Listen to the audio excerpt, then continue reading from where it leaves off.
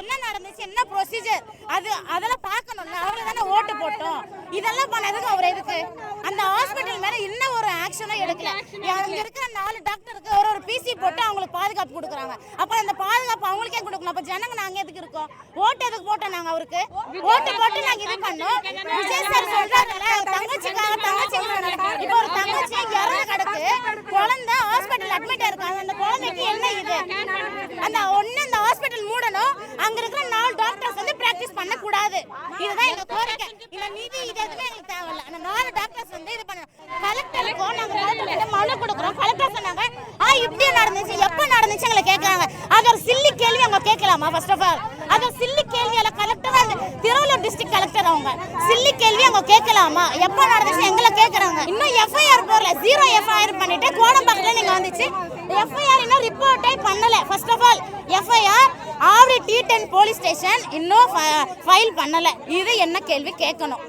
எங்கே நடந்துச்சு? போஸ்ட்மார்ட்டம் ஆகிட்டாங்களா அப்படின்னு ஒரு டிஸ்ட்ரிக்ட் அத்தாரிட்டி கலெக்டர்.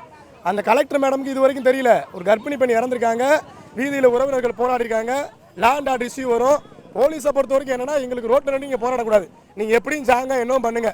இது போலீஸோடைய முழுக்க நோக்கம். 10 மணிக்கு ஸ்பெஷல் பர்மிஷன் போட்டு ஆர்டிஓ இன்வைட் பண்ணி கலெக்டருக்கு தெரியாமல் எப்படி போஸ்ட்மார்ட்டம் பண்ணுவாங்க? இது சாதாரண கேள்வி தான்.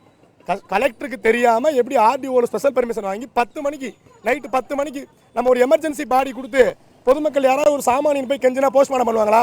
பண்ணவே மாட்டாங்க. 6 மணியோட போஸ்ட்மார்ட்டம் க்ளோஸ் பண்ணுவாங்க.